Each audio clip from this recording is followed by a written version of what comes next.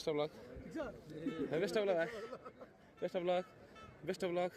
Best of luck. Best of luck.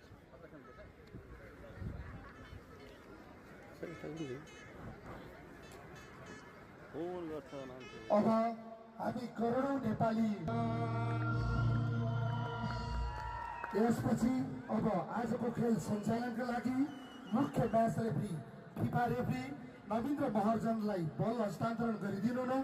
आजको खेलको chief guest पर्यटन कार्यालय काकरपिटा झापाका कार्यालय प्रमुख छविलाल खतिवडाज्यूलाई अनुरोध गर्छु। सहजीकरण क्लबका अध्यक्ष सजित सिंह खत्री समेतलाई अनुरोध गर्छु। अब आजको खेलको दुवै टिम र खेलाडीहरूको एकदमै संक्षिप्त परिचय।